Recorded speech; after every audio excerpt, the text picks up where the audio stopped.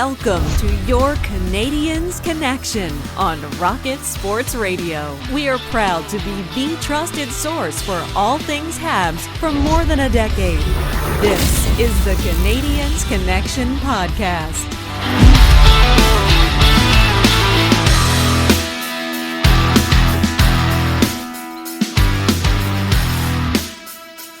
Hello, everyone. Welcome to the Canadiens Connection Podcast here on Rocket Sports Radio, keeping you informed, engaged, and entertained. My name is Michael Spinella, and I'll be your host for the next hour.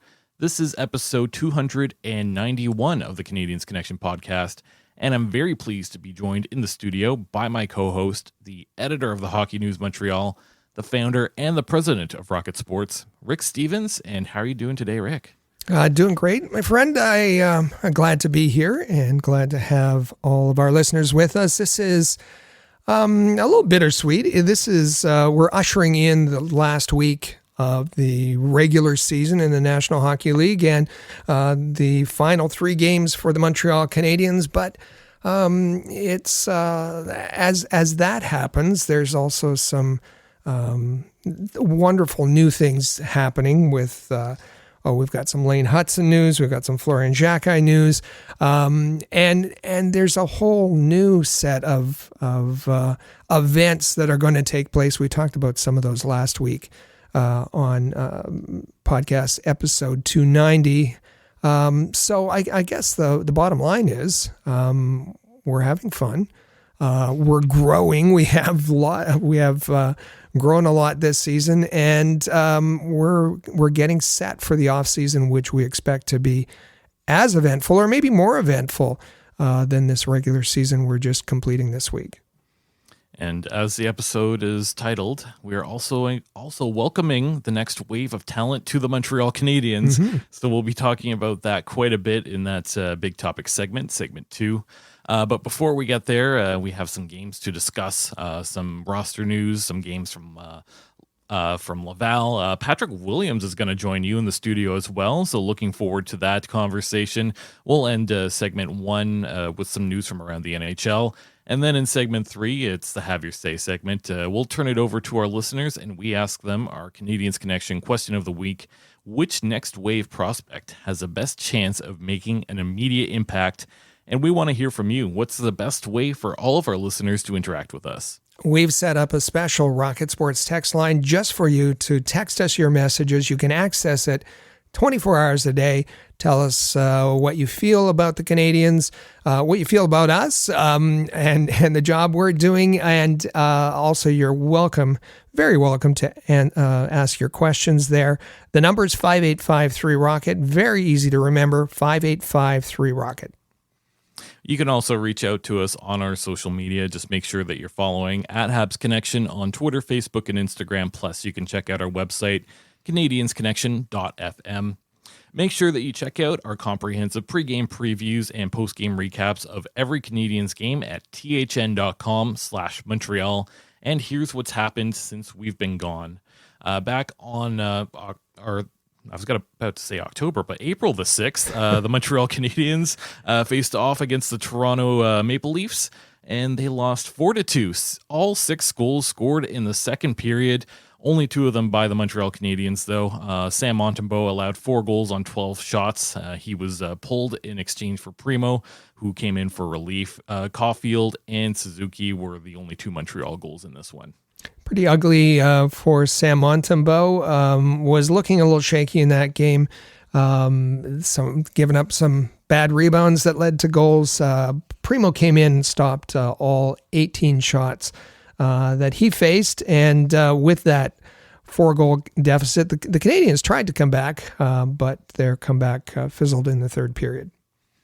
So moving ahead to the very next day, on Sunday, April the 7th, the Montreal Canadiens visited the New York Rangers, and they lost 5-2. Third period collapse, allowing 4 goals against. The Rangers were absolutely dominant, putting up 46 shots towards Caden Primo. Feel bad for Primo. He had a busy night, but also not his sharpest game.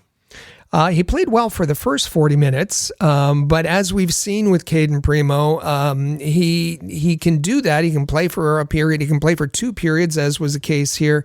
Has trouble playing for 3 periods.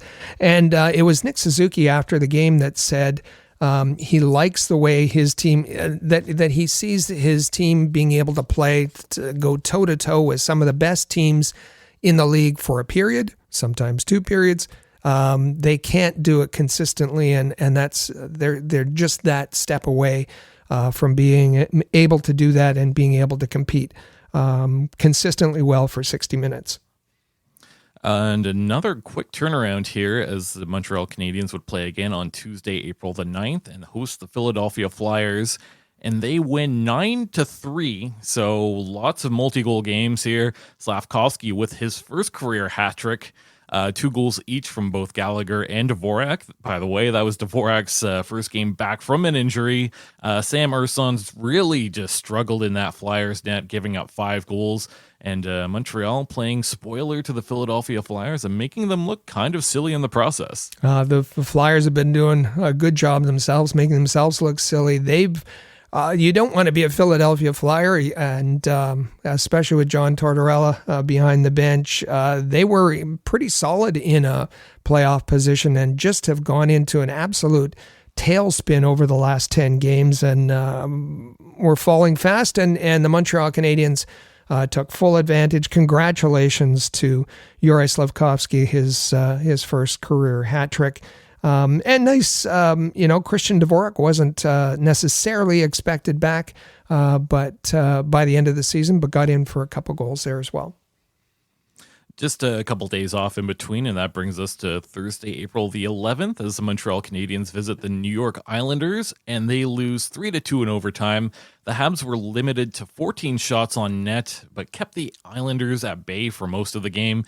The Islanders took almost until the very end of regulation to tie this one up, but they wasted no time in overtime, as Palmieri scored just over a minute into that frame. The score flattered the Montreal Canadiens.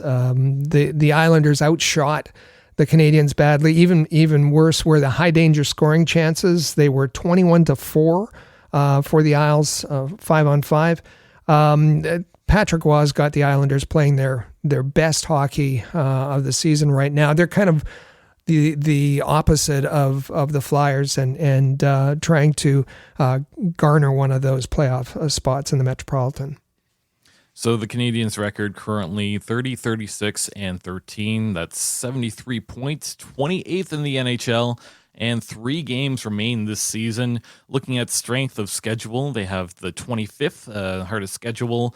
They are projected to be 77 points by the end of the season and have an 8.5% chance of winning the draft lottery. So, Rick, what can we expect in these final games? Well, yeah, as far as their opponents, game in Ottawa on Saturday night, then 2 games against Detroit. We have someone joining us here at the studio, I guess. The Canadiens on paper look like they have gone right through their hardest part of the schedule and are facing some bottom place teams. But Detroit has a reason to want to beat the Canadiens. And maybe the Senators too to sweep the season series. So it's going to be interesting. Mike Matheson said we've got to beat those Senators. We don't want to go 0-4 the season against them. It'll be interesting to see how they play out the string, and keep in mind, and we're going to be talking about it more so than winning. There's going to be some interesting additions. There could be some interesting additions. We know there's going to be some interesting additions to the Canadiens lineup. Of course, and I believe that was Patrick Williams at your door here, so he'll have to wait a few minutes. Hang on, Patrick. We'll allow him into the studio pretty soon. But while he's waiting, make sure you check out Habs Notepad, Habs Headlines, feature articles, and game day posts appearing regularly at thn.com/Montreal. And now let's get to our roster news. It was announced that Caden Gooley and Arber Xhekaj were day-to-day with upper body injuries. Justin Barron was recalled on an emergency basis on Saturday. That's a pretty big loss to the Montreal back end here. And just on Wednesday, Arber Xhekaj received season-ending surgery. It was said by the Montreal Canadiens in a tweet that the surgery was on his left shoulder, and he is expected to return in time for next season. So we remember last season it was his opposite shoulder. So he'll have two surgically repaired shoulders. He went to have the procedure done. He went to Vail, Colorado with Dr. Peter Millett. You'll remember that name, same surgeon that performed on Cole Caulfield and Josh Anderson. As far as Caden Gooley, there's been no information released. Remember, he had that hit that had a kind of a bad outcome, and we know that Caden Gooley has had some concussion symptoms or concussion. He's been in concussion protocol. We don't know that about this time. We know that he's had concussions in the past, so perhaps that he's showing some symptoms, and that's the reason they're keeping him out. And listen, with 3 games left, if there's any question at all, why would you bring Caden Gooley back? But it was nice to see him out on the ice skating with Kirby Dach on Friday. It was also nice to see Christian Dvorak return to the lineup against the Philadelphia Flyers. As we said just before, he scored twice in his return. So far this season, he's only suited up for 27 games. So like we said, I think last week, hoping that he can come back and gain a little bit of momentum heading into the offseason. Yeah, and he didn't know whether he'd be able to come back. That pectoral injury that he had, he was originally labeled as being out for the season, but he said it was important to him to give him some momentum into the offseason. Certainly the 2 goals he scored against Philadelphia would help with that, to get back on the ice, get back in a game, get back with his teammates, and so good for him for doing that. The Canadiens signed forward Florian Xhekaj to a 3-year entry-level contract. He will be joining the Rocket. I believe he'll suit up on Saturday night. This is kind of a out-of-the-blue signing here. I'm sure Patrick Williams will have a little bit more to say about that. But to be honest, it seems a little bit rushed for Florian, doesn't it? Well, I think that he's, remember, he was called a unicorn by Nick Bobrov. His junior career with Brantford is over, and he could go back as an overager to the OHL. But I think that given what he's had a tremendous season, given what he showed, and this season, the offense that he showed, the skill that he showed, he moved to center this year. Laval is a little short on skill right now. Joshua was not back yet, so this kind of makes sense for them. And as you said, his 3-year entry level contract signed, but he also signed a PTO so that he could join the Laval Rocket at this point in the season. Another entry-level contract was signed, and this is probably the one that a lot of fans are most excited about. Lane Hutson, the defenseman, signed a 3-year entry-level contract. I think that we've been anticipating this for a while, pretty much as soon as the season would come to an end. He'll wear number 48. Not a great number, if I'm being honest. I hope he changes it. And we'll wait and see how soon he gets into that lineup, but I'm sure a lot of people are very excited to see how Lane Hutson performs. So are you thinking Danny Briere, number 48, or who else had it? JJ Daigneault, number 48? This is a major piece of news and has energized the Habs fan base. Lane Hutson will join the Canadiens. We'll talk about him more in the second segment, but expect to see him in the lineup making his NHL debut on Monday against the Detroit Red Wings. And now it's time to get to our prospect report. It's time for the Rocket Report. The Rocket Sports Media Team is your premier source for information about the Laval Rocket, the AHL affiliate of the Montreal Canadiens, as well as Habs prospects playing in the CHL, NCAA, and leagues around the world. Bookmark thn.com/Montreal to follow our comprehensive coverage of Canadiens prospects. Each week, we like to highlight a Montreal Canadiens prospect, and this week, we're going to shine the spotlight on Boston Bruins goaltender Jacob Fowler. Boston College goaltender. Wow. Please, no. Whoops. No. Yeah, no, my bad. A Canadiens prospect, I will clarify here. And how about his 32-5-1 record, save percentage of .926, goals against average of 2.14, and he's set to make an appearance on Saturday evening at the Frozen Four. I know you're very excited about this Jacob Fowler, aren't you, Rick? Well, Jacob Fowler earned his way into that Frozen Four final. It's set for Saturday, today as we record, 6 p.m. Eastern. They'll go against the University of Denver, but he and his team made it there via a shutout that he had in the semifinal against Michigan. So that was a real stamp on. Now, he also has a pretty good team around him, but I thought it was worthwhile, and we'll talk about him more in a minute, some other honors that he received, but he's had a spectacular season.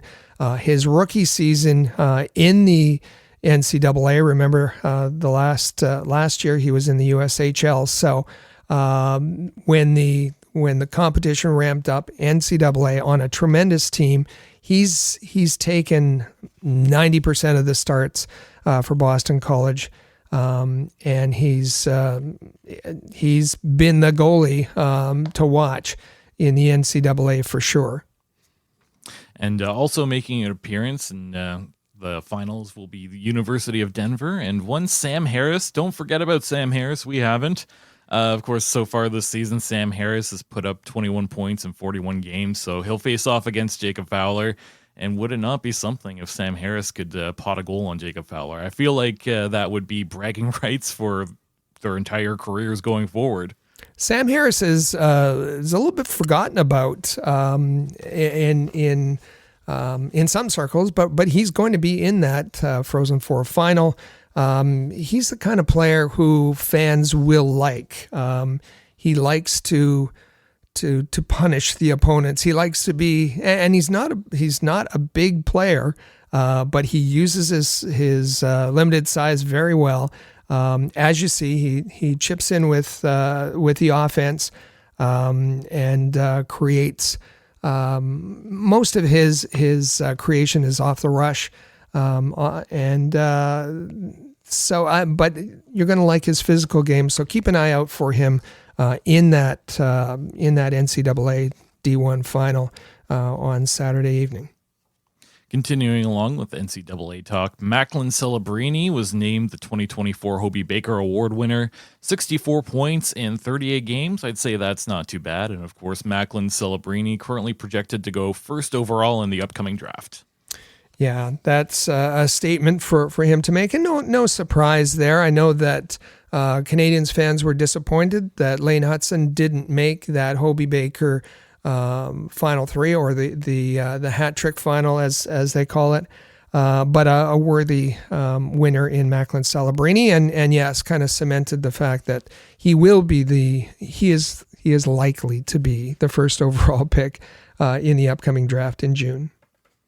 University of Wisconsin goaltender Kyle McClellan is the winner of the 2024 Mike Richter Award. He was actually offered a tryout by the Iowa Wild, so good for him. He has a 24-12-1 record.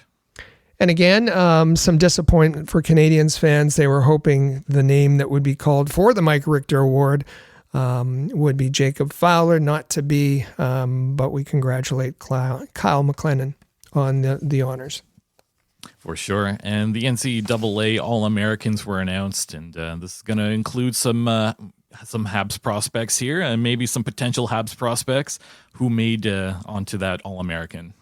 We're going to focus on the first team East division, and there it's either Boston College, Boston University, or the University of Massachusetts, all Massachusetts related teams. But you're going to find Will Smith, Cutter Gauthier, Macklin Celebrini as the forwards. And on the backhand, Ryan Ufko from the University of Massachusetts. But here's where it gets interesting. A first-team NCAA All-American goes to Lane Hutson on defense, and in goal, Jacob Fowler, both named All-American, which is a pretty big honor for both of those young players. Yeah, exactly. So very excited to all of those about all of those players, and congratulations to all of them. And I know he's excited to hop into the studio here, but let's welcome Patrick Williams in. And Rick, I'll let you take it away. Thanks, Michael. Thrilled today to welcome back to the show Patrick Williams. You know Patrick Williams. He's the voice of wisdom. He's the voice of reason for the NHL. He's the AHL guru.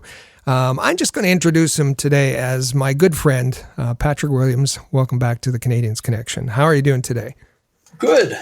Always good to be back. Thanks for the invite.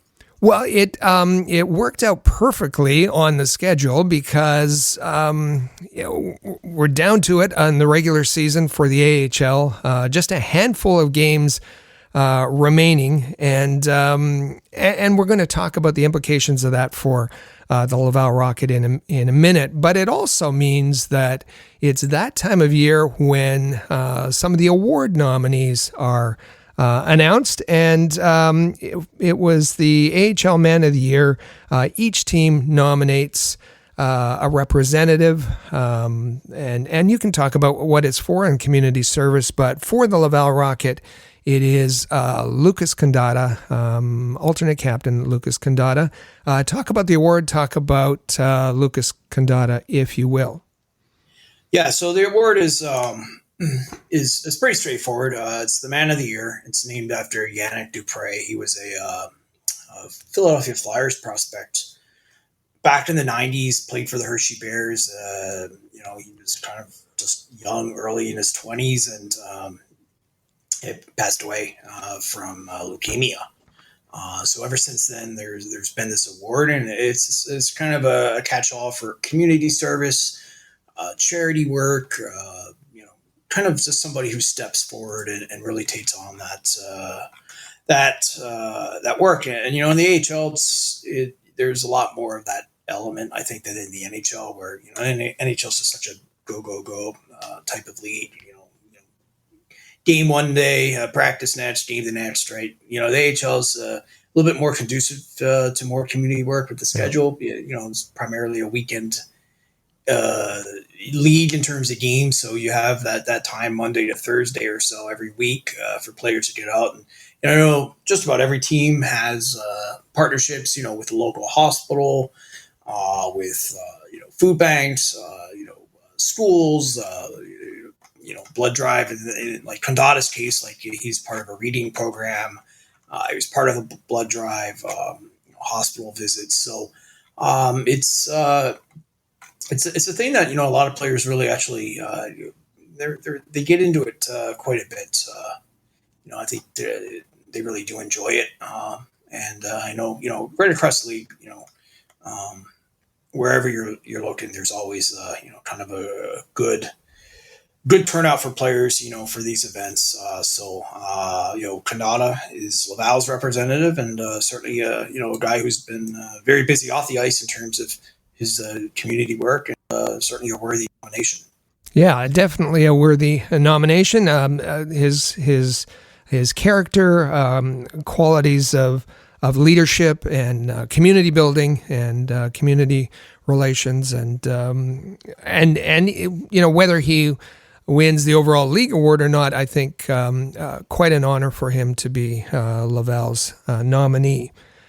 The next thing I wanted to run past you, and that is that the Laval Rocket, with just, as I said, a handful of games left, 3 games left for the Rocket, they've added a player to the roster, and in the name of Florian Xhekaj, the name's familiar, the younger brother of Arber Xhekaj, and done with playoffs in the OHL. The Bulldogs were eliminated in the first round of the OHL playoffs, although he played well.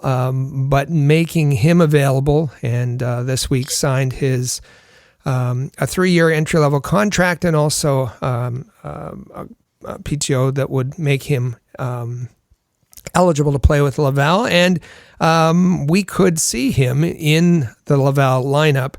And I think Florian Xhekaj, well, he was dubbed the unicorn by Nick Bobroff because of that combination of size and a little bit of sandpaper, but skill. And I think that's one thing that might be missing from the Laval lineup is skill. Of course, Joshua Waugh out with the hand injury. So talk to us a little bit about Florian Xhekaj, how you add a player like him at the end of the season, and integrate him into a working machine already.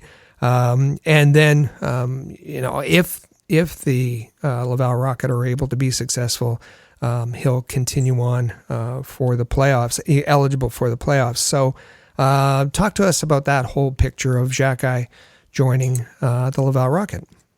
Yeah. So first off, just a really quick rise for him. I mean, 2 years ago, he's playing Junior B. Meets the big jump up to the OHL last year. Certainly shows reasonably well. And then this year breaks out with 34 goals. And, 4th round picked by the Habs last summer. This is kind of a way for him to get his feet wet. He certainly has eligibility next season to turn pro with the Rocket full time. He'll be 20 years old this summer, so this is an opportunity, both I think for player and for team to get to know each other a little bit more up close and see what he can do in practice. Certainly, like you said, the size jumps off right away. A player that I think there's always going to be hype with that kind of name, like with his brother, obviously. So you had that connection right off the bat, and then now you're bringing in somebody who wasn't even drafted in junior. Now, I mean, Now he's a 4th round pick by the Habs. He's in the AHL, and that's a massive jump from the OHL.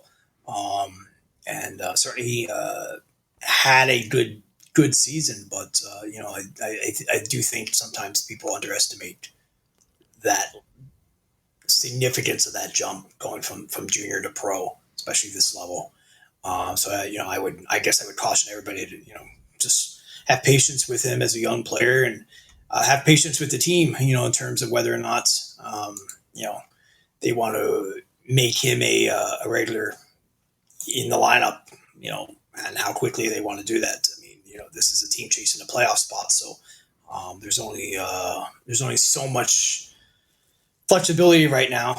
When you're responsible for all the other players on your team and getting them into the playoffs so that they can get experience. You can't necessarily put the needs of one player ahead of everybody else. So that's kind of the different elements that the Rocket and head coach JF will have to kick around right now. Certainly, JF would be prioritizing performance and winning. This isn't a case where development is a prime focus, but it's a real gamble, I guess, when you have the opportunity to have a player with some skill, and Luke Tuck is another name that comes to mind. His season over with Boston University, lost to Denver. He's a little different situation, 22 years old, but again, that combination of skill and size. But for JF, he has certainly right now the opportunity to insert a Florian Xhekaj, and it's tantalizing because maybe that allows you to sit a Riley McKay or one of the other less skilled players, but that exposure when every mistake could end up in the back of your net and change your playoff outcome. It's a real gamble for JF Houle and the Laval Rocket organization right now. Yeah, absolutely. And, you do have to be mindful of, it's partially it's about winning, but it's also partially about winning, to facilitate further development, right? To get those other prospects into the playoffs so that they're not going home in a week to 10 days and, missing out on that experience. If you can get them into the playoffs, into that what most likely will be that play-in round or that first round best of three. But you don't want to pass up that opportunity. And so if you don't prioritize winning right now, then you're not going to be able to prioritize development in the playoffs. So it's always that kind of that give and take. It's one of the longest running debates in the AHL. It's like, how does winning, how does development, how do they work together? And every team you talk to might have a slightly different take on it, but in the end, kind of they go hand in hand. And so putting a young player like Xhekaj in there and then saying, "Here you go, kid," no against, pressure. Against opponents like Saturday night they play Cleveland. That's a team that they're trying to round themselves now. Now they're in the playoffs. They're trying to kind of tweak some last minute weaknesses in their lineup. And then obviously next weekend you have home and home with Belleville. So that, the whole season could come down to that series. And to throw a young player in there like that's a tough ask. And so those are the factors that if you're the Rocket, you really have to give that full consideration, both in terms of what you're doing for a particular player, but also kind of the greater good as well. So those are not easy decisions by any stretch. And, you'll see some AHL clubs, though, they'll throw 3, 4, 5, players like that right into the lineup and let them go and see what happens. Others take a much more cautious, conservative approach and only very slowly let that leash out a little bit. Well, as JF Houle ponders those decisions, those in the organization ponder decisions about JF Houle. Yes. And we know he's coming to the end of his third year behind the bench for the Laval Rocket, and his had a 3-year contract. So he's without a contract, without a renewal at this point. And it was something a week ago that John Sedgwick, the new GM or the newly announced GM of the Laval Rocket, was asked about. And he said it wasn't something he necessarily wanted to talk about right now. It wasn't going to be talked about until the season was over. He did say something I thought that was kind of interesting, and he said that JF Houle's future wasn't tied to the Rocket making the playoffs. It wasn't contingent on that, and said that for the most part he's been very happy with JF Houle and the work of his assistants. And further to that, JF Houle spoke to the media early this week and said that whether or not the Rocket make the playoffs, he's very proud of the work that they've done. And he said he was kind of all caught up in the stress of the playoffs, and then had a chat with Dr. David Scott, the psychological consultant, the sports psychologist with the Canadiens, and said that maybe he shouldn't be, wound up about the playoffs. He should be looking back on his accomplishments with the team, and he should feel good about that. So, I don't know if any of those signals mean anything, can tell us anything. But at the end of the season, the Canadiens are going to have a decision to make with JF Houle, with the rest of the coaching staff and talk about some of those questions about the focus on winning, the focus on development, and all of those factors in deciding whether they continue and bring him back for another term with the Laval Rocket. Do you see anything in there that can help us forecast what's going to happen? No, not really. That's sort of the short answer. They're clearly playing cards very close to their chest. They're not really showing you much. I think what Ul's saying makes a lot of sense. That's the difficult thing for coaches at this level. Like, so much is not in your hands in terms of your personnel, in terms of how you deploy the personnel.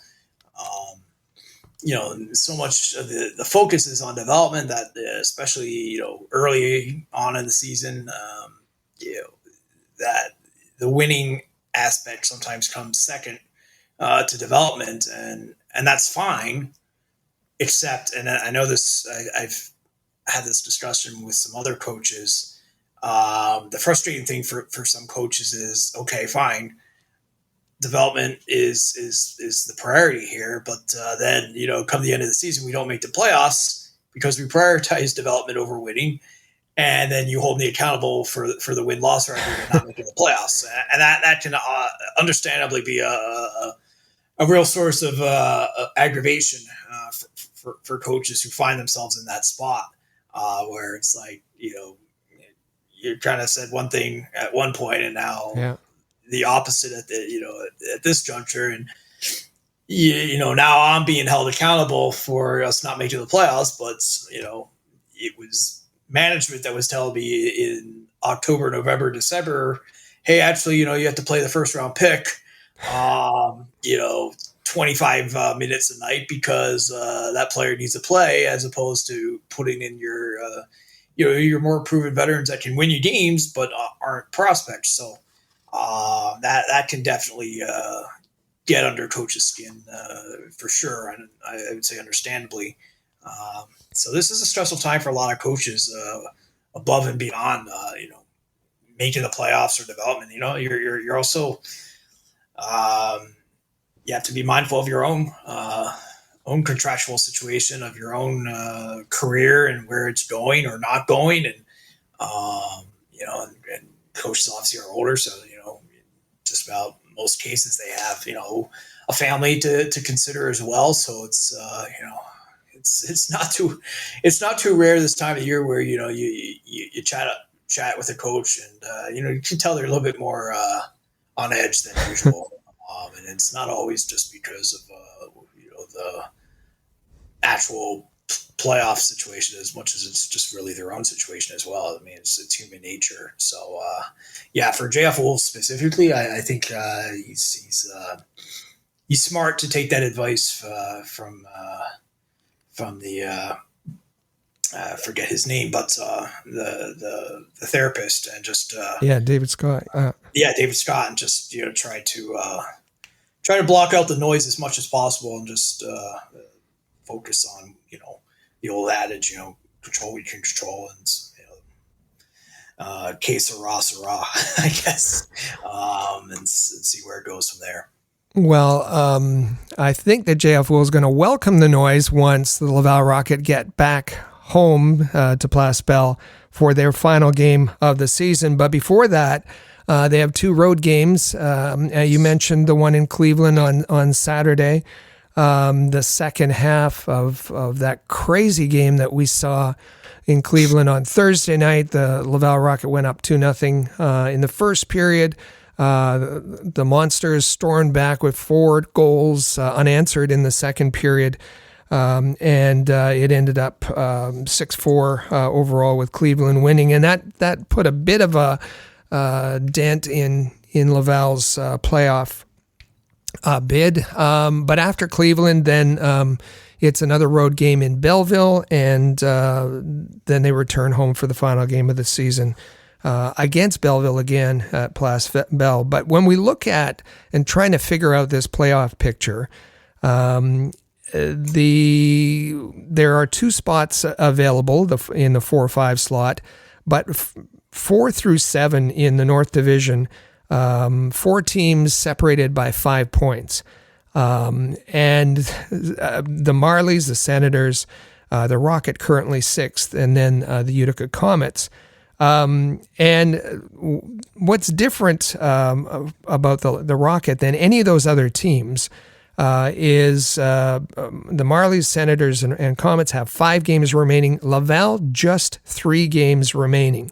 So it goes without saying that they're going to have to win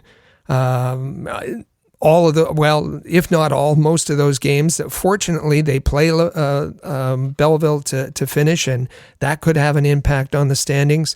Going against Cleveland, and Cleveland clinched a playoff spot on Thursday night. However, some might say, Cleveland then wouldn't have anything to play for on Saturday, but Cleveland's also locked in a battle for first place in the North. There's 3 teams separated by 1 point, the other 2 teams being Syracuse and Rochester. So a very complicated picture for the AHL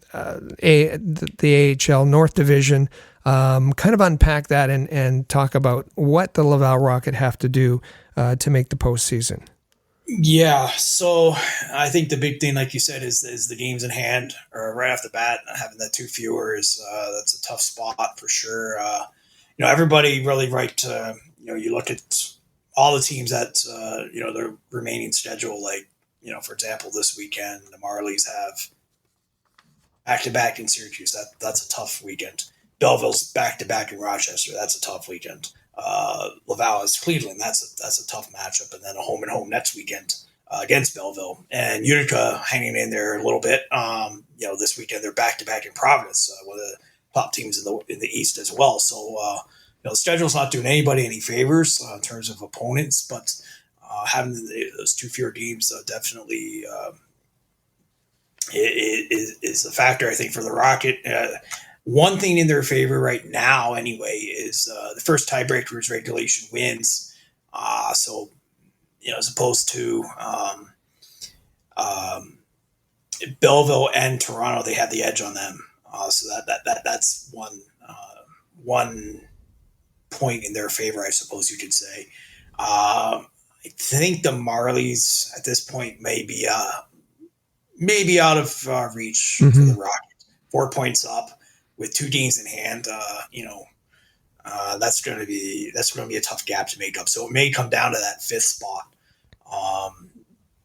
and that could be a Laval Belleville battle.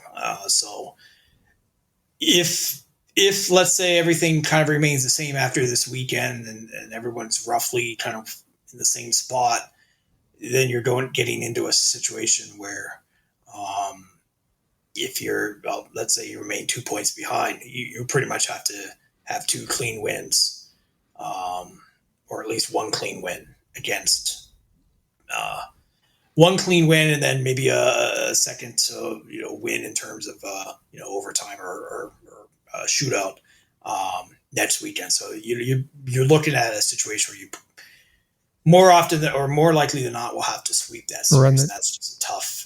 That's a tough ask. Especially against a Belleville team that's really started to find their way. They had an impressive win earlier this week against Toronto, coming from behind. They were down 2-0 on the road, and they came back and won it overtime. Laval was up 2-0 on the road last night in Cleveland, lost, came away with nothing. So I mean, you can't be surrendering 2-goal leads this time of the year when you're desperate for points. It's just not going to work. If they miss the playoffs, they may look back at a game like last night and kick themselves, just because that was a game where you have to lock it down. Yeah, you absolutely cannot allow a team like Cleveland to get back into the game, because Cleveland, even a little bit shorthanded right now in terms of personnel, still has enough firepower to certainly make you pay, and that's exactly what they did last night against the Rocket. Well, and you mentioned that Toronto game against Belleville. That was the worst of all possible worlds. Yeah. Belleville won, but the game went to overtime, so a 3-point game. Belleville gets 2, Toronto gets 1, both going up on Laval there. You mentioned the tiebreaker that regulation wins, that Laval has the edge there. The other edge may be only slight and maybe only on paper.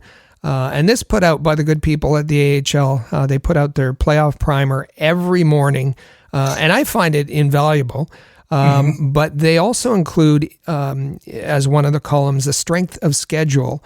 And certainly against the teams that, if you think of Toronto, Belleville, and Utica as the teams that are in the range of Laval, although you say Toronto is increased that gap. That Laval slightly has an easier strength of schedule on paper. Now, having said that, Cleveland's no picnic, and that battle against Belleville is always tough. So it's going to be interesting. The other number, and I love numbers, you know that. The magic number for Laval is 13 to clinch a playoff spot, and that number reduces to 0 when you've clinched, and it's done so by either you getting 2 points or your opponent losing the 2 points. So it's going to be really tough. Belleville's at 8, Toronto's at 6, and Utica is at 14 in those magic numbers.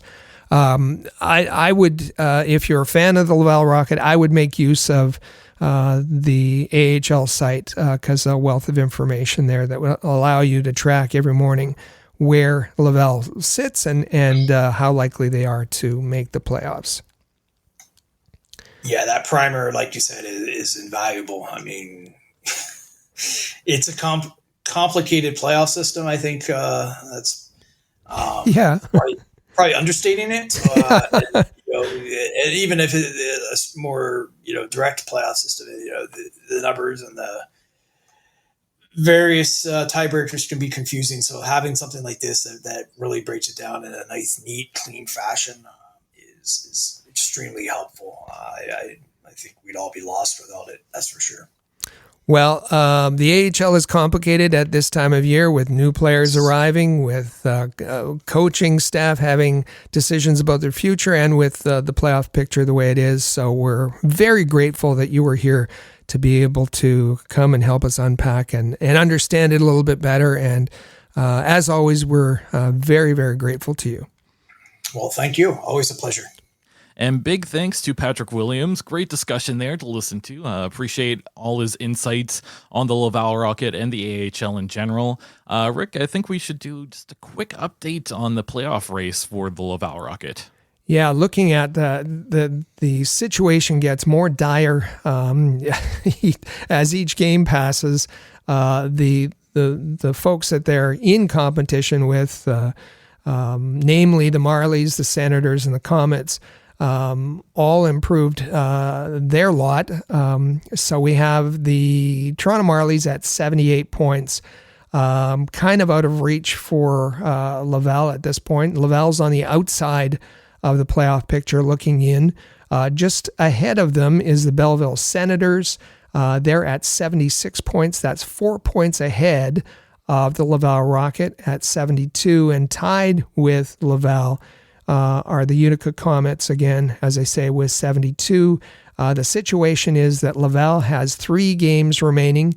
They have a game on Saturday night against Cleveland in Cleveland, and then they'll play Belleville twice, once in Belleville, and the final game of the season at Place Bell at home. So those will be critical games. But Laval has to win games, and they have to get a little bit of help for them to make the playoffs. So we'll make sure to keep you up to date and look out for all of our prospects coverage at thn.com/Montreal And you can find excellent English language coverage of the Quebec Maritimes Junior Hockey League at thn.com/QMJHL. We'll get to our quotes of the week and just one bit of audio followed by a few that we'll read out for you. This first one comes from Nick Suzuki, and he's talking about Juraj Slafkovsky arriving on the top line beside him. I'm just going to set this up a little bit before I actually play the audio. And the reason is this came courtesy of Hockey Night in Canada last Saturday. And it was Kevin Bieksa, who you could tell he had a little nugget of information and he wanted to share. He was pretty excited about it. So prior to, and the Hockey Night in Canada crew, prior to the Toronto game, interviewed Nick Suzuki, but Kevin Bieksa set up the interview this way, saying, and I'll quote, Juraj Slafkovsky started the season with 2 assists in his first 15 games. Well, you don't have to tell Canadiens fans that Juraj Slafkovsky had a really tough start to the season. We talked about last week. There's no comparison between his last 40 games and his first 40 games. There just isn't. Kevin Bieksa goes on, quoting, Slafkovsky wasn't playing good hockey. Nick Suzuki, being the leader that he is, went into Coach Marty's office and said, put him on my line. I'm going to help teach him to play the right way on both sides of the ice. And so then Kevin Bieksa asked his question, and I'll let him take it away from here.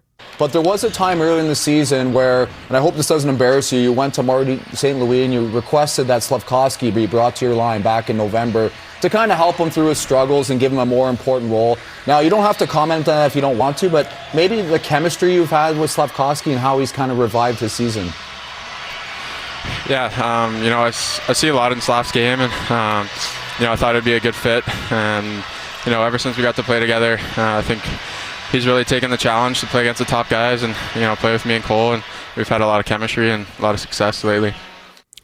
So there's a lot to unpack there, and listen to what was said. First of all, just the way Kevin asked that question, he obviously was given a tip. He was obviously given something confidentially, and so he couched it and said, "Listen, here's what happened, but you don't have to comment on it if you don't want to. If you feel uncomfortable, you don't have to say anything."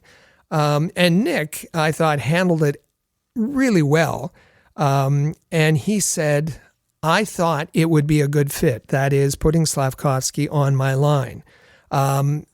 So he basically confirmed the reporting. He basically confirmed the tip that it was Nick Suzuki who went to see Marty, whether it was in his office or not in his office, and said, listen, this young player who's important to our team, he's struggling. I think I can help him. I think I can teach him play the right way, both offensively and defensively. Give us a chance. And then he goes on to say that they appreciate the challenge of playing against the other team's top line, all three of them, Suzuki, Caulfield, and Slafkovsky. They've noticed a lot of chemistry, and they've had some success lately. So just I'll turn it over to you and how you feel about that clip, the way Bieksa set it up, and the way Nick Suzuki answered it. Yeah, I think you're right. Bieksa definitely had that nugget of information. He wanted to talk about it, but he didn't want to put Suzuki in an awkward spot. Of course, hearing Nick Suzuki sounded like pretty matter of fact the way he was talking about it, taking credit for maybe mentoring Juraj Slafkovsky a little bit. I appreciated that Captain Nick also went out of his way to say that, he likes the way Slafkovsky plays and he sees a lot in that player. So I felt like that was pretty nice. It seems pretty confident that it was, in fact, Nick Suzuki's idea to put Juraj Slafkovsky on that line, right? Yeah, and what a great show of leadership Nick Suzuki is the youngest captain in Montreal Canadiens history. We talked about leadership with Gouli, another young player showing leadership last week. And there is Nick Suzuki showing leadership. A wonderful story. And you would think that the Canadiens would be proud of it. And you know, because there was questions about Nick Suzuki being named captain. I think most fans have come around now. But here's an example of Nick Suzuki having confidence that he can go and make this request to the coach, and confidence in his ability to have an effect on making a young player better. Yeah, I think that's about right. Great news story. Yeah, that's a pretty good story, but like, should we leave it there? I hope so, but I feel like there's a little bit more to this now. Yeah, there is a little bit more to this. So that was Saturday. On the Montreal Canadiens website on Wednesday, there was an article that came out. And it said, and I'll quote from it, and it was about the emergence of Slafkovsky, and all positive, and as you'd expect it to be from the Canadiens website, you'd expect it to be very positive. And it talked about Slafkovsky and you know how he was, I don't know that they said struggling, but obviously having some difficulties at the beginning of the year. And they say, quote, "With those observations in mind, Marty St. Louis and his staff made a carefully timed decision to put together a first line consisting of Slafkovsky, Cole Caulfield, and captain Nick Suzuki in early December." Mm-hmm. So it was Marty St. Louis' idea, according to the Montreal Canadiens website. And it was carefully calculated and timed at the appropriate moment. And it said it should be no surprise that Slafkovsky's offensive production started ramping up, culminating in his first record-setting 8-game point streak. The article goes on, I'm quoting, "The coaches knew making sure Slafkovsky was put into a position to succeed and grow would be an important key to unlocking the new levels of his game, showing him patience, putting him in work with the staff, and enlisting the help of Suzuki and Caulfield were all part of the equation that were calculated by the coaching staff." All right, so in a nice sort of way, I guess, the Montreal Canadiens website is pushing back and say, "Oh no, this wasn't Suzuki. This was carefully calculated by the coaching staff." Oh, okay. Why did it matter? Why did you need to say that? I asked that question. Why did they need to say that? Why did they need to say no? It wasn't Suzuki. It was our coaching staff. It was our illustrious coach, Marty St. Louis, that came up with this brilliant decision and carefully timed action to put them all together. Isn't that odd?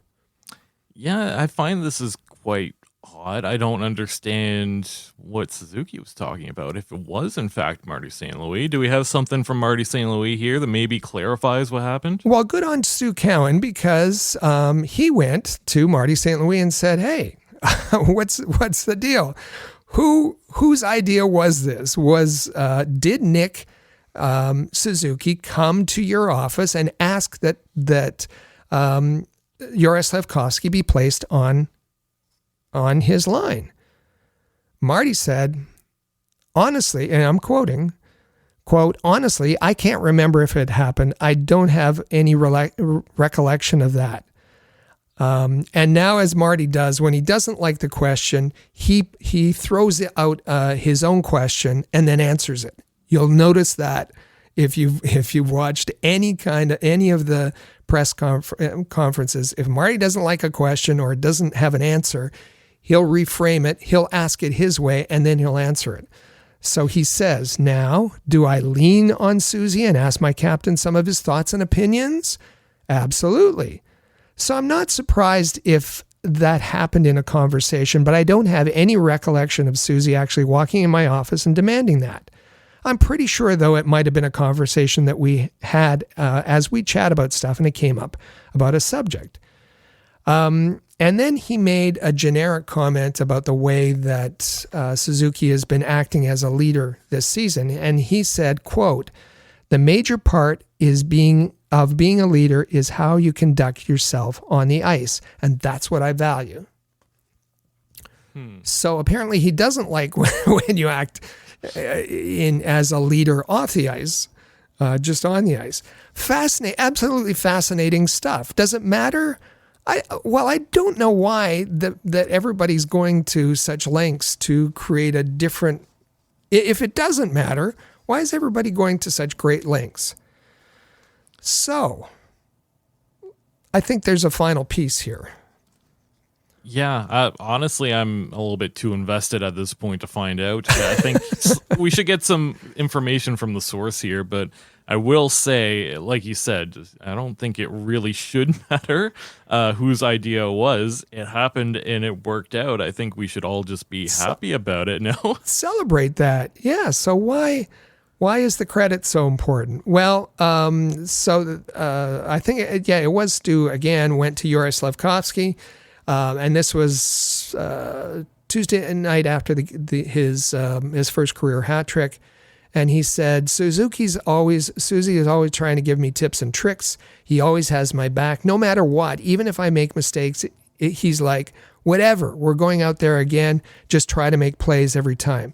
And he tells me to be myself. He's a great captain, a great person. I'm really lucky to be on his line. So, did he answer it, specifically about the incident? Well, he wouldn't necessarily know that.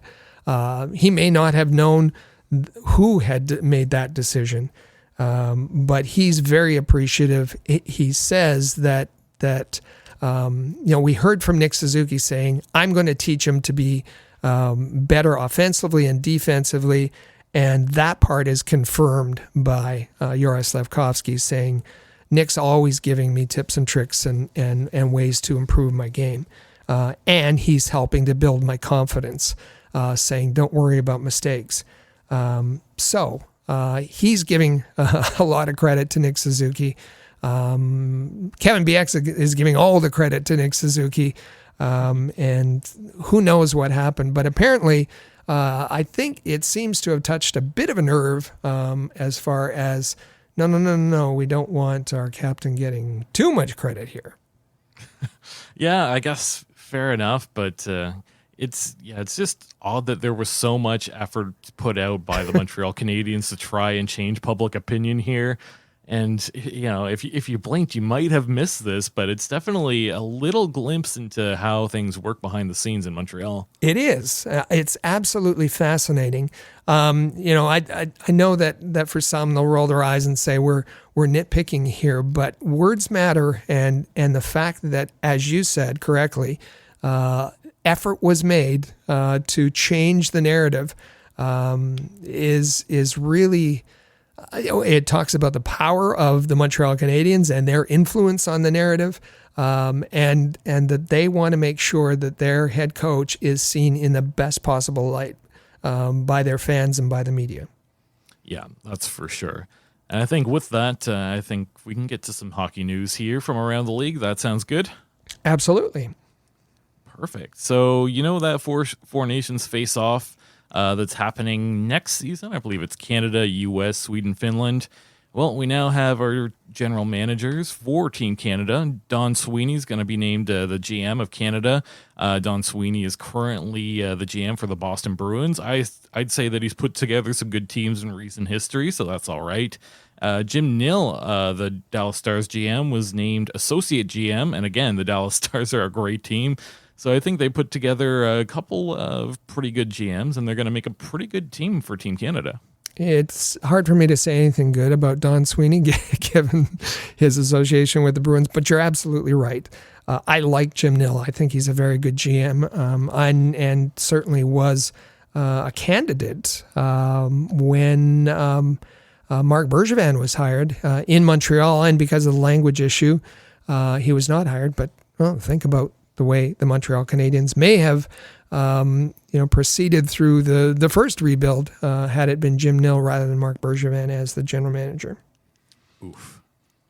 The NHLPA released the 2023-24 player poll, and according to the polls, Bell Center is the fifth most difficult building to play in, has the best ice in the NHL, and the only other Montreal connection I saw is that Marie-Philippe Poulin was the favorite PWHL player to watch. I will say, though, under the best dressed category, I think Arber Xhekaj was maybe he should have been in the conversation at least. And you pointed out also Pizzetta, so I think they were both kind of snubbed there. The only other thing I'll point out here is probably the most lopsided question. There was a question, if you had to win one game, which goaltender would you want to be on your team? And 76% of people selected Andrei Vasilevsky. The next closest was Igor Shesterkin with 6.5%. So a lot of praise from players around the NHL going towards Vasilevsky. No love. Well, just a little bit of love. He was well down in the poll for Connor Hellebuck, who has arguably been the best goaltender in the NHL this season.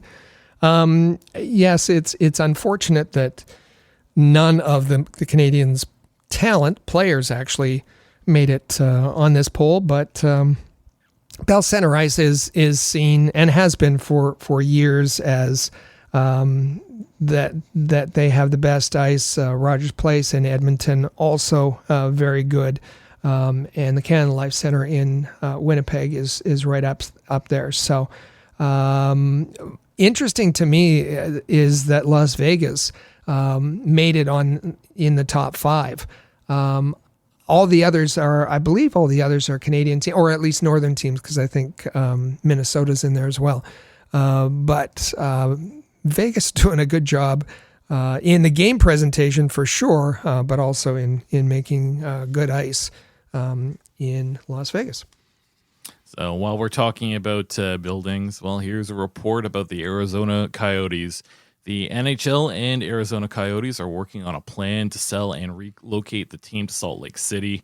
The NHL actually drafted schedules for the scenario in which they would play in Arizona and a scenario in which they would play in Salt Lake City. I feel bad for Arizona hockey fans. Obviously, this sucks. It's been kind of a clown show with management and the whole situation with just not having an NHL building to play in. Personally, I hope this comes through. We can't say anything for sure yet, but momentum's heading in the right direction. The only thing I will say is please keep those really nice-looking jerseys. This happened. This is a bit of a bombshell. Actually, there's a couple of bombshells that dropped this week with respect to this. As you say, it isn't a done deal. The I's and T's are not done yet, but all the momentum is moved and is moving very quickly in the direction of Arizona moving to Salt Lake City. The Board of Governors was notified on Wednesday, and it seems, and the players were informed on Friday night that there is a verbal agreement in place, that they'll have an opportunity once the season is finished, that they'll all be taken to Salt Lake City to have a bit of a tour of the facilities in the city and all of that. So it sounds like this is going to happen and could happen for next season. So I personally have been watching this happen for the better part of 10 to 15 years now. What's going to happen to the Arizona Coyotes, and it's hard to believe that it might be heading in that direction. So I'll believe it when I see it. Feel bad for the Arizona hockey fans. I think that this is probably the best thing for that organization. Yeah, for sure. And last note before we head into our first break, 2 members of the Montreal Canadiens team that went to the Stanley Cup Final in 2021 will be inducted into the BC Hockey Hall of Fame this summer, and that includes both Shea Weber and Carey Price. So congratulations to them. Very well deserved, to be completely honest. Yeah, very well deserved. The ceremony will be on the 19th of July, if you're keeping track. Of course, both Carey Price and Shea Weber from British Columbia. Shea Weber played his junior hockey with Kelowna, Carey with the Tri-City Americans in that area. So a wonderful honor for both of them. And the announcement, at least for Carey Price, was done by former Hockey Night in Canada play-by-play broadcaster Jim Hewson, and here's how he made the announcement. In the player category, Carey Price, over his career as a Montreal Canadien, was simply described, and probably accurately described, as the best goaltender in the world, period. And that was exemplified in a near-perfect performance in 2014 at the Sochi Olympics, and then in 2015 when he was named by his peers as the best player in the game. All high words of praise, but all absolutely true. He was, Carey Price, the best goalie of his generation, and not only the best goalie, we remember him winning the Hart, he was the best player. So this is maybe the first step, and the Hockey Hall of Fame at some point, certainly not until he officially retires, will come calling. But a big honor for both Shea Weber and Carey Price this summer, and two players who just sacrificed their bodies and their playing career to have an opportunity to play for the Montreal Canadiens and lead them to the Stanley Cup final in 2021. Absolutely true. And coming up, we'll head into our first break here. We'll hear a message from our sponsors, DraftKings, and then it's our big topic segment, welcoming the next wave of talent to the Montreal Canadiens. This is Canadiens Connection Podcast here on Rocket Sports Radio. We know hockey games move fast, but with DraftKings Sportsbook, an official sports betting partner of the NHL, you can score faster than anything happening on the ice. This week, new customers can bet $5 and get $200 instantly in bonus bets. Maybe you want to make a bet on 5 different players who are going to score a goal tonight. The opportunities are endless on DraftKings Sportsbook. There are so many different combinations, opportunities, specials, parlays, straight up money line bets, you name it. There's so many ways to play on DraftKings Sportsbook. So download the DraftKings Sportsbook app with the code THPN. New customers bet just $5 on the NHL and get $200 instantly in bonus bets. Only on DraftKings Sportsbook with code THPN. The crown is yours. Gambling problem? Call 1-800-GAMBLER or visit www.1800gambler.net. In New York, call 877-8-HOPE-NY or text HOPE-NY 467-369. In Connecticut, help is available for problem gambling. Call 888-789-7777 or visit ccpg.org. Please play responsibly. On behalf of Boot Hill Casino and Resort in Kansas. 21 plus age varies by jurisdiction, void in Ontario. Bonus bets expire 168 hours after issuance. See dkng.com/hockey for eligibility and deposit restrictions, terms, and responsible gaming resources. NHL and the NHL Shield are registered trademarks of the National Hockey League. Copyright NHL 2024. All rights reserved.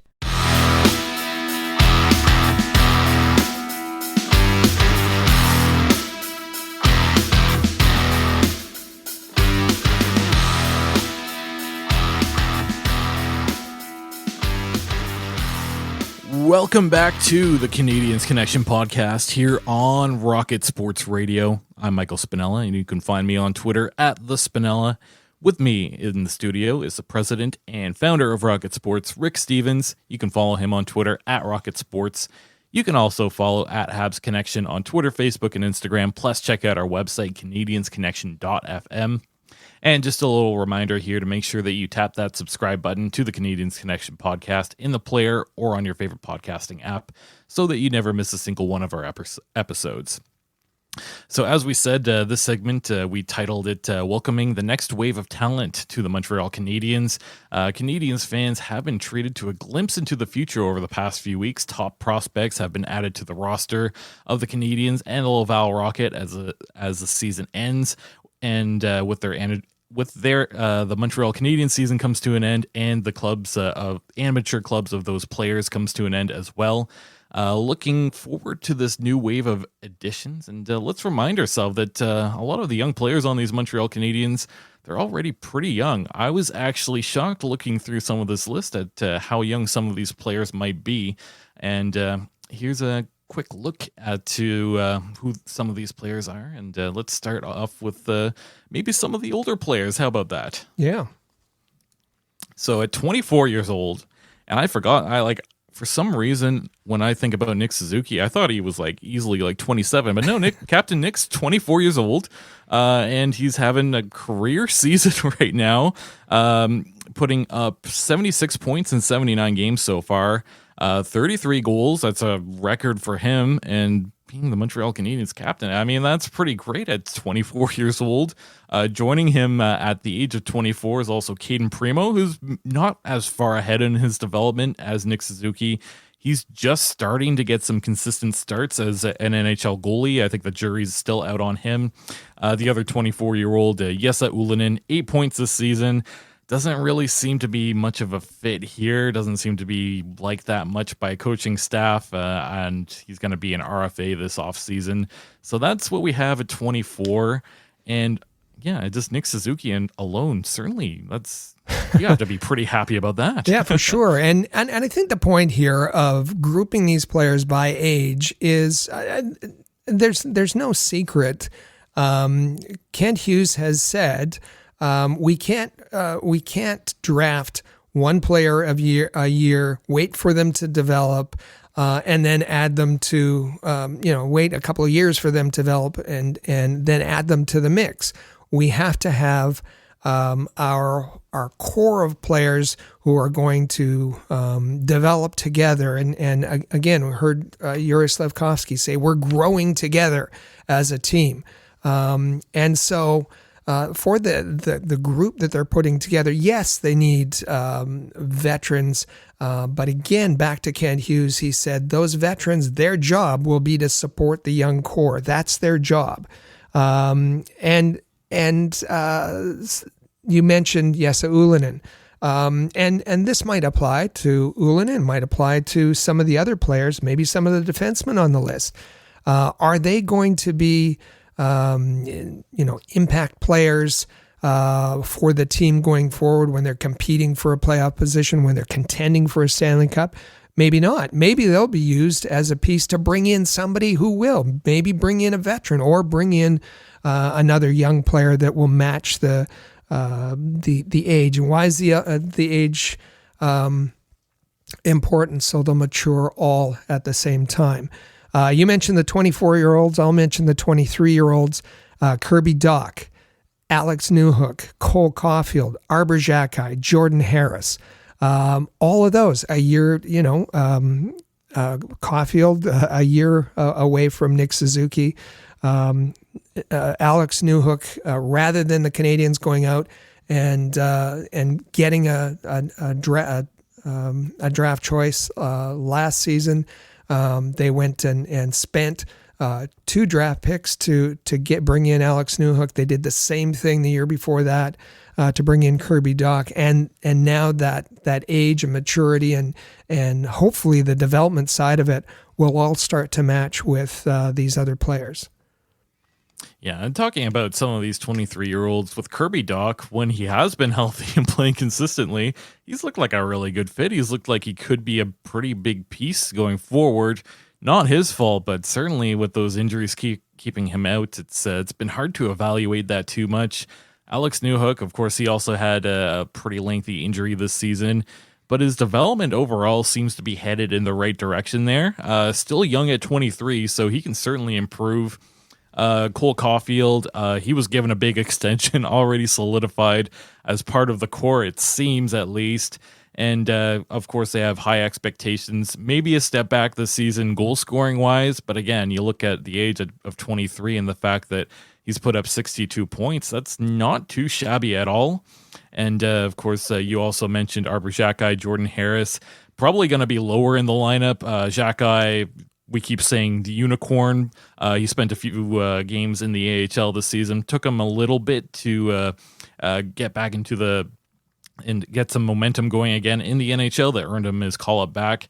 But again, with Arber Xhekaj, I'm not going to bet against him at all. With Jordan Harris, at times maybe a whipping boy, but at the age of 23, his hockey IQ, that's very impressive as well. And his skating ability. Who's been the best defenseman for the last, 5 games or so? It's been Jordan Harris. He's very smart. He's very good with his feet. And he's either going to be a part of this mix or he's going to be put together in a package to return, a very good player. So all of these players will affect the rebuild, and the idea is to have them, as I keep saying, mature together in that 5-year cohort. For sure. Looking at the 22-year-olds, there's a bit of a role of defenseman here. We just talked about Harris. Well, coming in 22 years old, how about Jaden Struble, who against all odds found his way into this Habs lineup and became kind of a regular. Very good rookie effort from one Jaden Struble. Justin Barron, I think patience is key. He's kind of the odd man out at the moment. Spent most of the season developing in Laval, but he's got a call up here. He'll have a chance to prove himself. And Caden Gooley, again, only 22 years old for this guy, and we were talking about his leadership values. He's just going to keep getting better and better, and it'd be nice to see him back on that left side with not Matheson at some point, right? Absolutely. If you look at his 5-on-5 offense, comparing it to, a Matheson who gets a lot more ice time, it's you'd be surprised. And we'll bring that to you next week. Jaden Struble, he's had a remarkable rookie season. But you need both a Xhekaj and a Struble. That'll be part of the evaluations. Is Barron going to reach his potential, and could he be the power play quarterback of the future? Maybe it's manning the second power play to a Lane Hutson sort of thing. That's to be determined. But again, these are all players who you be patient, you let them develop, and you see what happens. And then there's the youngsters at 20 years old, both Joshua Waugh, who was showing some promise before his hand injury, and Yuri Slafkovsky, who we've been talking about, who had a tough start to the season, but who's been dynamite the last 40 games or so. Yeah, Slafkovsky taking a huge step forward after starting off very slow. Getting to 40 points, I think, was unexpected. Now he could potentially get to 50 and 20 goals. He's just coming off of a hat trick this past week. I like that they're using him more as a shooter, but it would be nice to see him handle that puck a lot more. But again, 20 years old, that's going to be a really good piece going forward. Joshua Waugh, you mentioned, I thought he looked a little bit nervous in his first few games here. But Sean Monahan seemed to settle him down a bit. And again, patience is going to be key. If he gets healthy again, I guess the expectation would be for him to go play with Laval, assuming they can get to that playoffs, right? Right. So let's take a look at the next wave. Let's welcome the next wave. And first and foremost, one of the ELCs signed this past week, the 19-year-old Florian Xhekaj. And it's hard to believe he's already in this organization. But again, I don't think you can bet against a Xhekaj at this point. He had a great season in the O. He put up 65 points in 63 games here. He's going to play Saturday night with Laval. But Florian Xhekaj is going to be an interesting one to see how he might slot in. Florian Xhekaj with Brantford, as you said, a point a game, better than a point a game in the regular season, about a point a game in the playoffs in the 6 games that he played. He had 81 penalty minutes in 63 games. There was a suspension thrown in there. He plays a gritty game. He plays a strong game. Again, this was the player in the draft that Nick Bobroff, if there was a fist on the table pounding for, we must get this guy, Nick Bobroff was advocating for Florian Xhekaj, given that he is a unicorn, as Nick said. He plays with grit. He plays with power. And interestingly enough, he's played for the most part on the wing, his left wing, his most of his career, but he played at center this season for Brantford, and obviously, 25 points in 68 games the year before. This year, as we said, 65 points in 63 games, so just exploded. He obviously took to the center position, and why would he be placed at center? That's funny. Well, there was a bit of a clue during his media availability in Laval this week.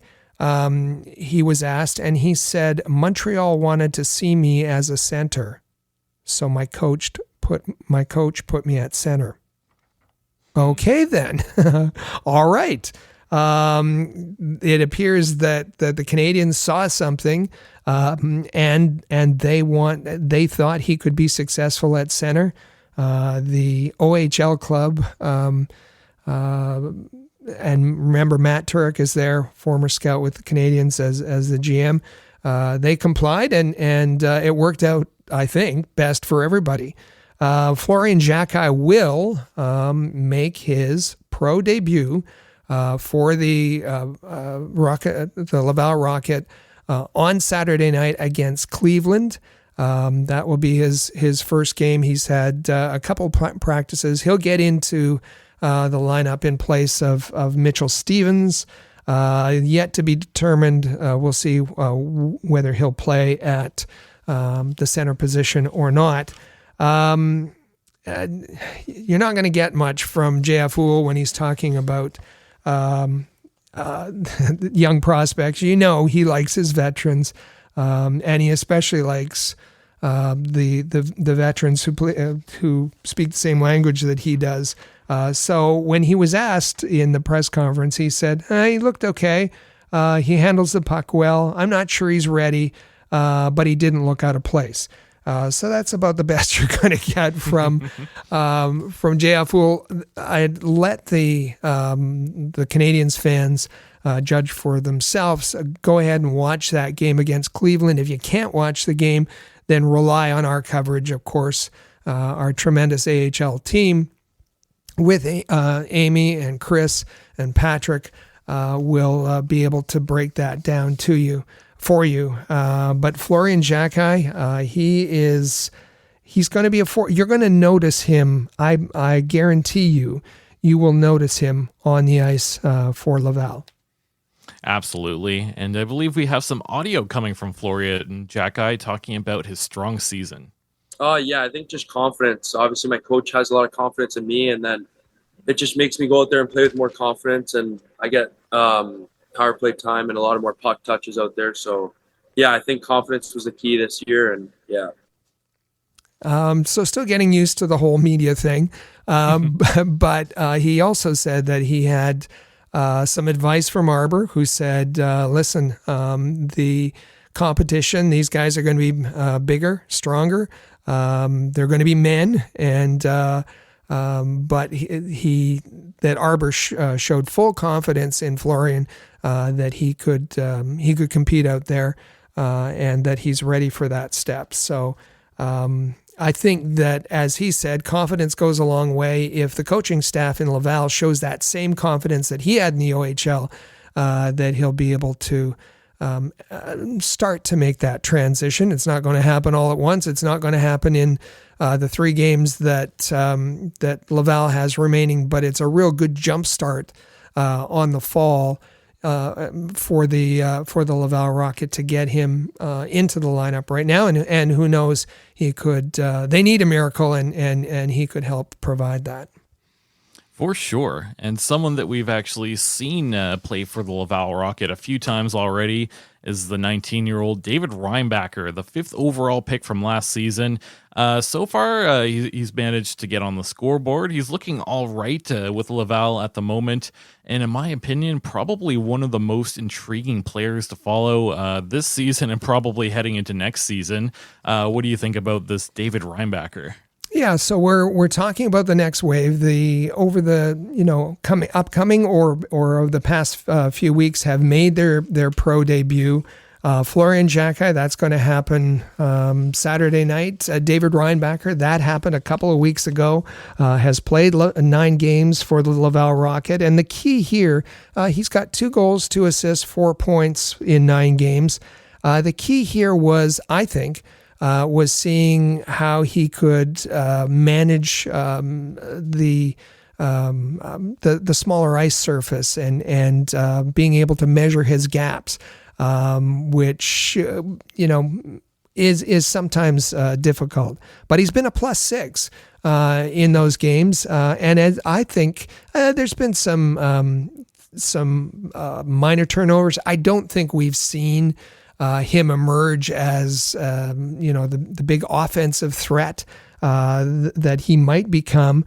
He's been playing a bit of a cautious game, but he's fit pretty seamlessly into the Laval Rocket lineup, and I think it's been a great introduction to his pro career at the end of the season.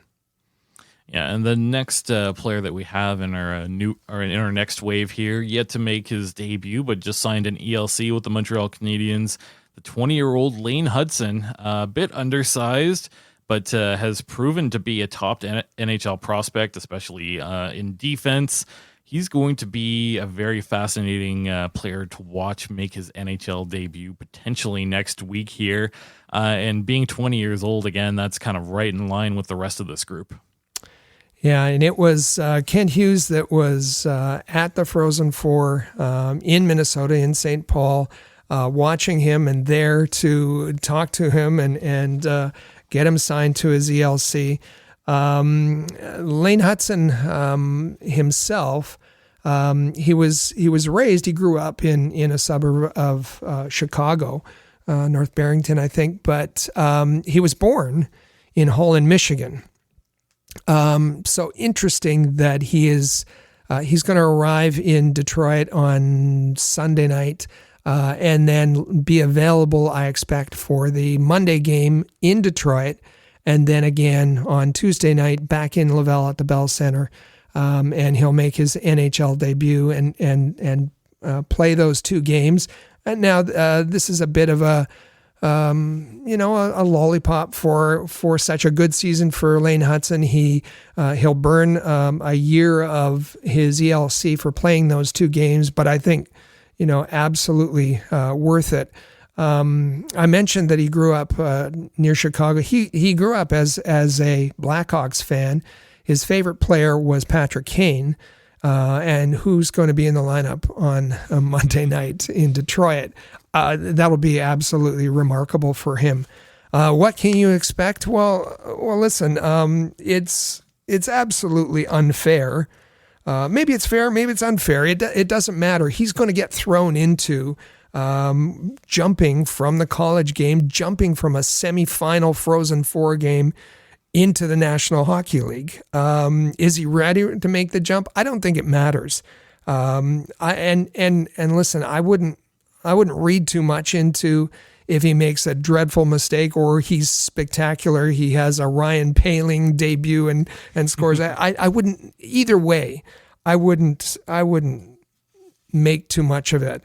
I think that, there was a time when he was trying to prove everybody wrong who said he was too small.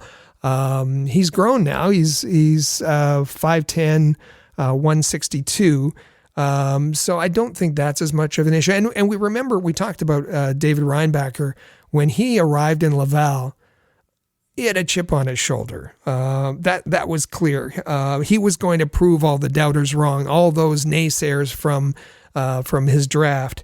And I think that he in the beginning had a bit of an individual agenda, but he's got on board the team agenda as they're pushing for the playoffs, and for the most part has done that. I don't think you're going to see any of that with Lane Hutson. I think he's going to be thrilled to be there.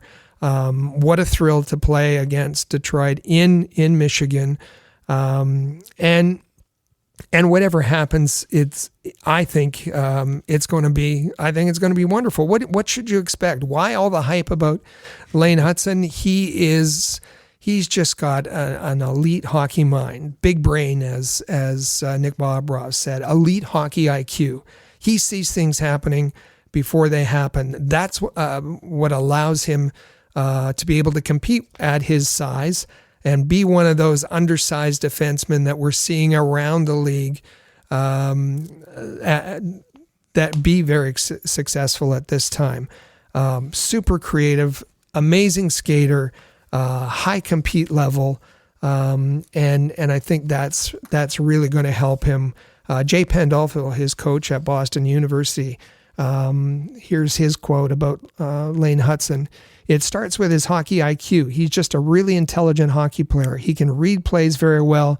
He's a step or two ahead of everyone else out there. He sees things before they even open up. Besides that, he's really competitive. He does not like to lose at anything he does. Every single day in practice, that's how he is. He competes at every drill. That's how he's wired. That's what helps him. Never mind the skill level he has. But when you have the competitiveness to go along with it, it goes a long way. That quote coming from, again, Jay Pandolfo, his head coach at Boston University. This is going to be fun to watch him. What about our friend Jason Bukala from Sportsnet? Was a guest on Amy's show on YouTube. He said that he's a dynamic playmaker. He sees the ice. He escapes pressure in small areas, has the legs to lead zone exits on his own and attack off the rush, extends plays in the offensive zone with his read-react elite hockey sense. He's more of a distributor than a shooter. Yeah, we know that. And he's one of the transitional NHL Ds on the horizon. So this is going to be fun to watch, and all I say is, back off on the criticism for now. I just absolutely enjoy it. A couple things I'll add from Jason again. Relentless compete.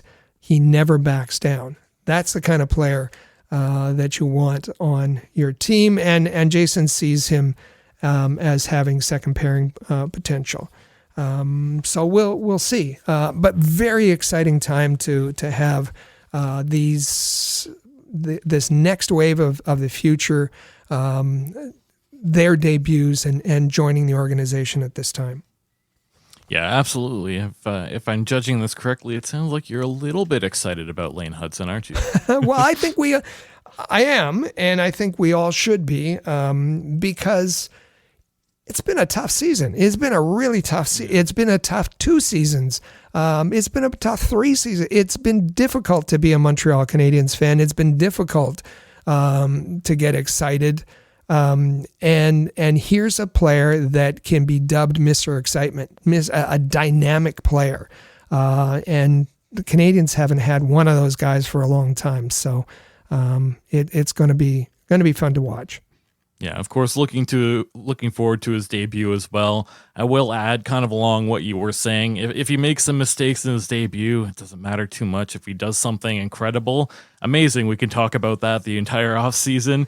And I think what's just most important here is giving him a taste of the NHL before he heads into the offseason so that he can take the time to prepare for training camp next year. And I think that's going to really benefit this player quite a bit. So we're all excited about Lane Hutson, and let's see what he can do. Yep. Let's both talk at the same time because we're excited about the next one. And now this I'm going to take the blame on this because I'm going to throw him into the mix. We had Florian Xhekaj. He's going to make his debut.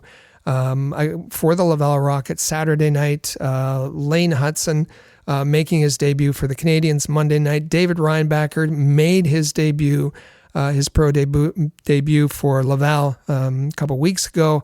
I'm going to go out on a limb here and suggest that in the final game of the season, we're going to see someone called up from the Laval Rocket, and that someone is Logan Mailloux.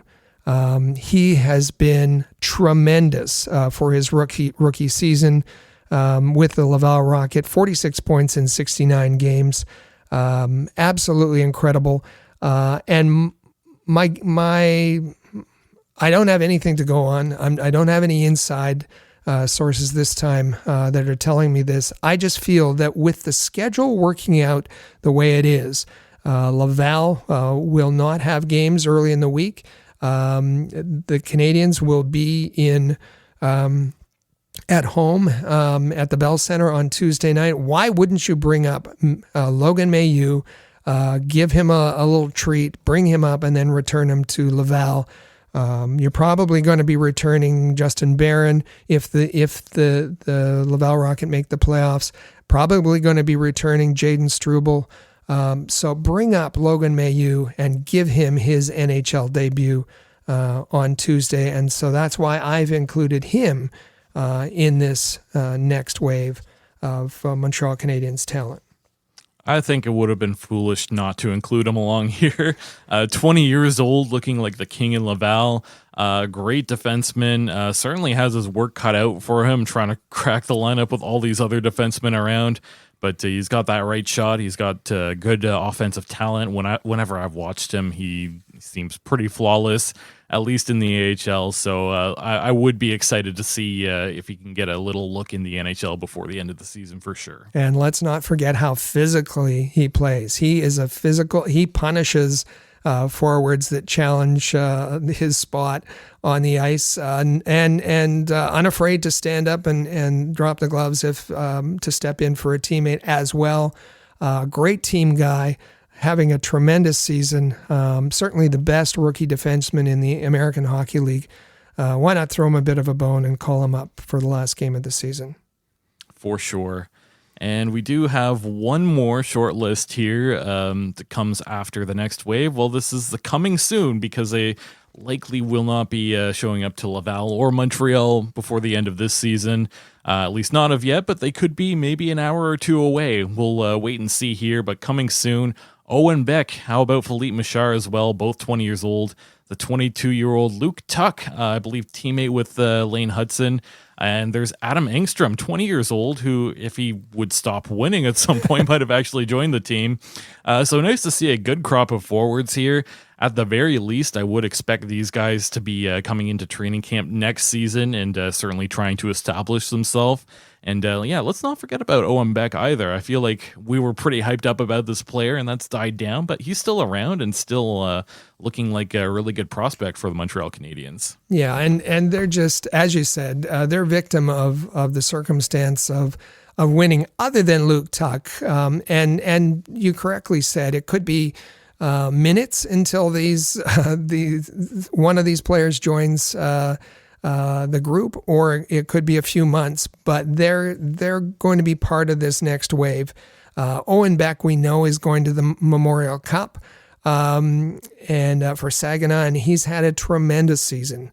And I expect will compete for a position in the bottom six come training camp in the fall. He was pretty close last year. We remember Philippe Michard and the Kitchener Rangers. They're still going strong in the playoffs. There are two players who could have, certainly Philippe Michard, if his season was over, could have helped out Laval. Luke Tuck, his season is over, but we haven't had, and his college career is over. But we haven't had any news that the Canadiens have signed him as of yet. Otherwise, another player, somewhat along the lines of Florian Xhekaj, the kind of players who have skill and grit and drive and play with a physical nature. And Adam Engstrom, as you said, we've been kind of on the Adam Engstrom watch right along with David Reinbacher for a few months here. But his team, Rogel, has just gone on a insane winning. I think at one point they're 13 wins in a row. So they're just mowing down the opponents in the playoffs. So we're not likely, unfortunately, to see Adam Engstrom before the end of this season, but certainly we'll see him in the fall. So these are a lot of players to look forward to watching, a lot of players that seem to be around the same age. Hopefully they all peak around the same time as well. And I think that brings us to our question of the week. Which next wave prospect has the best chance of making an immediate impact? We want to hear from you, and we'll give you this following break to think about it and let us know. So we'll take our final break, then we'll get to our Have Your Say segment. This is Canadiens Connection podcast here on Rocket Sports Radio. The Canadiens Connection is proud to be a partner of Rocket Sports Media, digital media publishers of sports and entertainment websites. Their mission is to build a worldwide network of sports fans who are informed, engaged, entertained, and connected. Learn more about RSM, its team, and its portfolio of brands at rocketsportsmedia.com. I bet you enjoy sporting your best Habs jerseys, dressing up your kids and pets in the cutest Habs gear, and showing off your decked-out hockey cave or fanning. Well, don't just show your friends, show your Habs. The Rocket Sports Media team wants you to boast your finest pictures for our global network of Montreal Canadiens fans. Include the hashtag #ShowYourHabs when posting your fan photos on Twitter, Facebook, or Instagram. Then log on to showyourhabs.com to see your entries, along with photos and posts from Habs fans all over the world. A proud member of the Rocket Sports Media Network. If you're a business owner looking for the perfect platform to reach a targeted audience of customers, Rocket Sports Media is the solution. Our global hockey community provides unmatched social media reach to an attentive demographic of sports and entertainment fans. We can provide visibility to your company, helping you to engage and leverage this prime group of potential clientele. In addition, we also offer sponsorship opportunities for fan events and featured areas of website content, giving you name and logo recognition. Visit rocketsportsmedia.com to contact us regarding this unique marketing opportunity. For the most trusted source of news, analysis, and features about the Montreal Canadiens, log in to thn.com/Montreal, your year-round source for anything Habs related. That's thn.com/Montreal.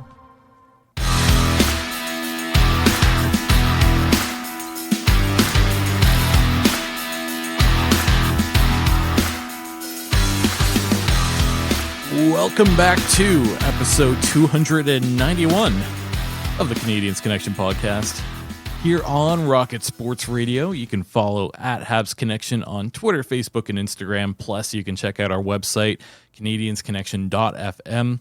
And feel free to text us anytime via the Rocket Sports text line. It's 5853-ROCKET. That's 5853-ROCKET.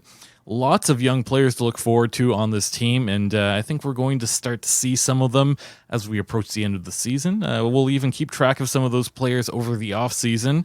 And Rick, I think this is we're going to keep everyone up to date throughout this busy summer as soon as we get there. It's not too far away. Always, and I know that there are a lot of other prospects who are performing well. And you're going to say, hey, you forgot about, and yes, there are a lot. There's a whole nother wave coming after. We just try to focus on this next wave of prospects who have just arrived or could be arriving shortly. But in the break we were talking about Oliver Kapanen, plays for Kalpa. Who leads the Liga in playoff scoring right now? Right now, is it? Oliver Kapanen. If you can believe that. In 12 playoff games, he has 14 points, 7 goals, 7 assists, only 20 years old, and is expected to return to his team. I think he signed a contract already for next year. So, he'll be in the next wave. There's lots of those kinds of guys, and we're going to keep track of them as we are of all the prospects. And just because the regular season is ending and the Canadiens won't be seeing the playoffs, as I said when we started, there's lots of excitement yet to happen. Lots of news is going to happen. So we're going to be here every step of the way. And as the off season happens, you may not be glued to your TV or your computer or looking for game stats. Well, you can take us with us. The Canadiens Connection podcast is portable. You can take us wherever you want to go, out at the beach, mowing the lawn, riding the horses, whatever it is you're doing. Take the Canadiens Connection with you all summer long. So trying to keep track of the Montreal Canadiens, here's what you need to know from Rocket Sports. We cover the Montreal Canadiens for the hockey news, and you can find all of that content at thn.com/Montreal. Game day coverage, feature articles, and coverage on both Laval Rocket and the Trois-Rivières Lion. All your Canadiens coverage in one place. And if you're interested in some of our multimedia content, subscribe to our YouTube channel. Just search @AllHabs and you'll be able to find it. Every single Monday, here's what you'll find: the Canadiens Connection podcast, this one, and last week's episode, Montreal Canadiens fans. Here's 8 things to watch this spring is already up there. That goes up every single Monday, so make sure you look out for that. Leave a like if you like the episode, hit subscribe so you don't miss out, and leave a comment if you have something you want to let us know. On Tuesday, the Rocket Hockey Report comes out. That's hosted by our own Amy Johnson. The latest episode entitled Canadiens Goaltending Prospect Jacob Fowler Shining in Laval. So make sure that you check that one out if you want to stay up to date on everything Laval Rocket. She does a wonderful job keeping you up to date and providing great news and interesting insights as well. So leave a like, leave a comment if you have something to say. And once again, hit that subscribe button so you don't miss out. And even more so, on Thursday, Amy Johnson hosts another show called the Habs Hockey Report. The latest episode entitled The Montreal Canadiens Have a Good Dilemma on Their Hands. Make sure you check that one out. It's another great episode. Hit like if you like what you saw. And of course, get in that comment section. And did I say it yet? Make sure you hit subscribe so you don't miss out on any one of these episodes. Coming up, we do have a live stream watch along. The next one is going to be Detroit versus Montreal on Tuesday, April the 16th. Myself, alongside my Rocket Sports colleague Nathan, will be live streaming, and it's the final game of the season, so make sure that you join us. What you want to do is on your TV or on another tab, open up the game, hit mute, and open us up on YouTube. You can do that on a mobile device or laptop. Listen to our commentary, join our chat, as we do have a live chat right there, so you can ask us questions, leave us comments along the way. We have a ton of fun doing this, and as the season comes to an end, what better way to do it than to hang out with all your Rocket Sports pals? And listen, if the only reason you come, I'll be in the chat there, and if the only reason you come is to say, yes, Rick, you were right, Logan Mayhew's in the lineup tonight against Detroit, or you are dead wrong, Logan Mayhew was never going to get called up for the last game of the season.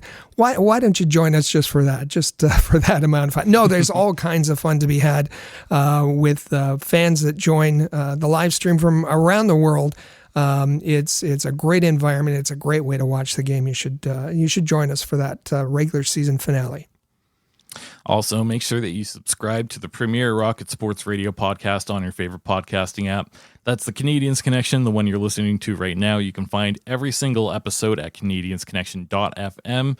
We'll be here every single Saturday, even throughout the summer, to keep you up to date on the off-season. If you enjoy the show, make sure that you leave us a 5-star review. That helps us out quite a bit. We are your inside link to the Montreal Canadiens. We have a couple Rocket Sports team announcements. The first one, join us. I believe we're recruiting here, Rick. Always. Yeah, we have a great time doing this. We have contributors that have been with us for a very long time, and we enjoy working together. We've just added, in the last couple of weeks, Joe Tasca from Providence, Rhode Island, who's a big QMJHL fan and is writing for us on our Q site. And if you want to join us and do some writing, if you have some other talents with respect to podcast production, or you just want to help us out promoting our content on social media, you're welcome to reach out to us. The other thing, I said it earlier, but I'm just going to remind you, there's a lot of other podcasts that go away for the summer. We're here all summer long. There may be some other personnel stepping in. You'll hear Amy from time to time. Maybe Nathan will join us. But we'll be here. We'll be covering what you need to know. We'll be your capsule of news once a week, every Saturday. We've been here every Saturday since 2012, and we're going to continue to be here through the summer.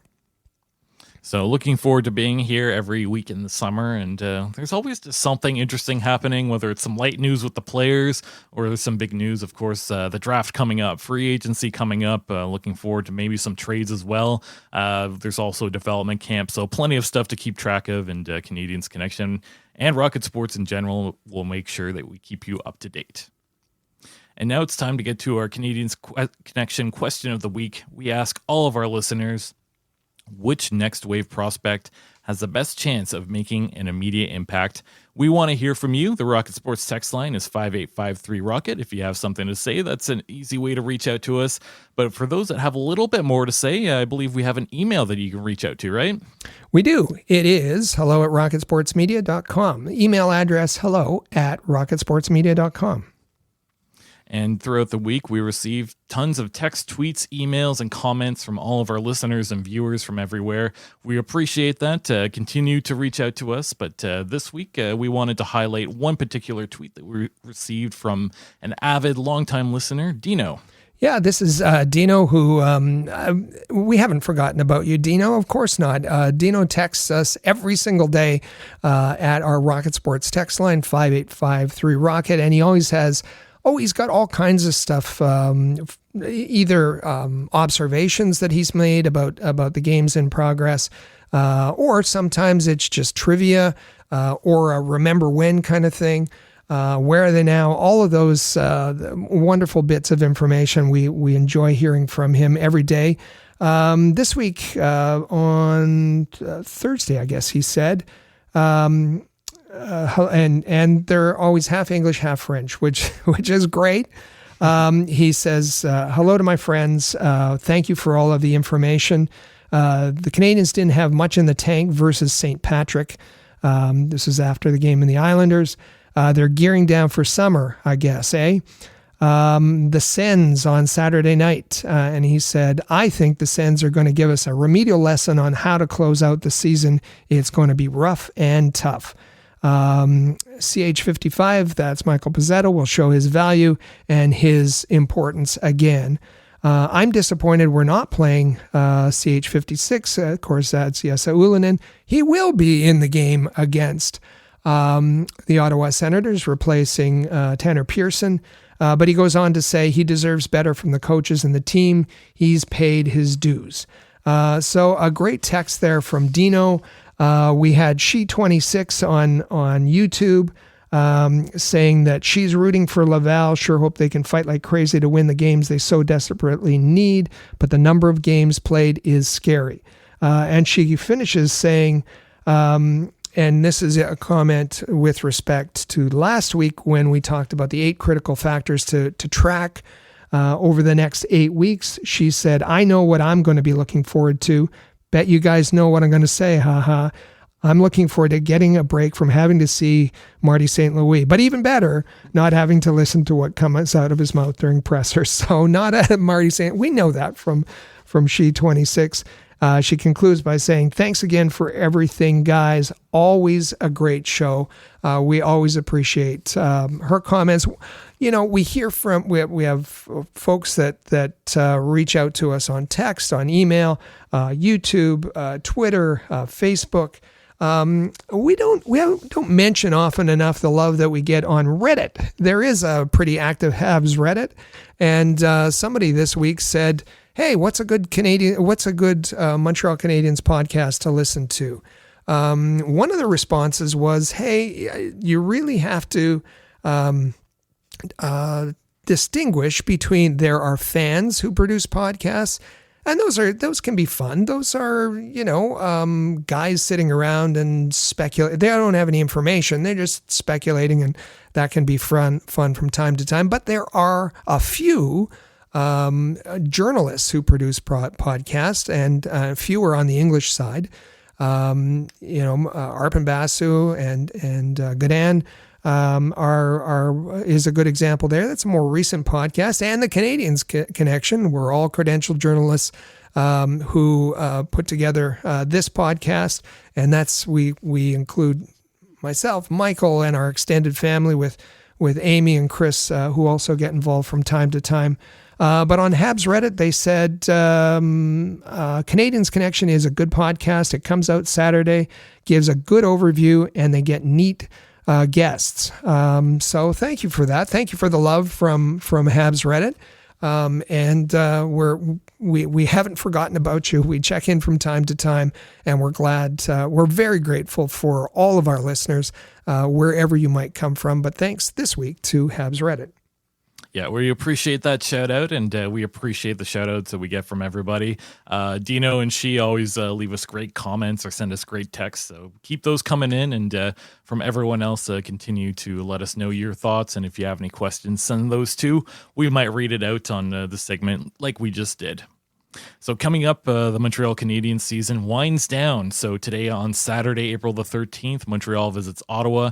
Like you said, Jesse Ylönen will draw into the lineup. Will this be a season sweep for the Ottawa Senators, or will Montreal finally get revenge here? We'll find out. And then on Monday night, April the 15th, Montreal visits Detroit. The very next day, it's a home and home. Hutson. Yeah. Hutson Monday night. Hutson Monday night. So make have sure I said that enough? No, I didn't mean to disrupt you. No worries. Have I hyped that enough? Hutson on Monday night. Yeah, I'm excited for that. Yeah. And well, I don't know. Are we going to say maybe Mayu on Tuesday night? Maybe. Rick says maybe. Yeah. Okay. So, but the more important thing that day is the live stream on YouTube. So at All Habs on YouTube, you can tap the subscribe button and hit a notification bell so you get notified. But the season's winding down, and lots of divisional rivals to face up against, so lots to look out for. But for today, at least, I think that's going to be a wrap. Thank you all for listening. Make sure that you are subscribed to the Canadiens Connection podcast in the player or on any of your favorite podcasting apps. You can also share it on social media. If you like what you heard, that goes a long way in helping us out. Enjoy the week. We'll be back here next Saturday on April the 20th for another great episode. Thank you for listening to Canadiens Connection podcast here on Rocket Sports Radio. Click subscribe so you never miss an episode of Canadiens Connection. Follow us on Twitter, Facebook, and Instagram at Rocket Sports.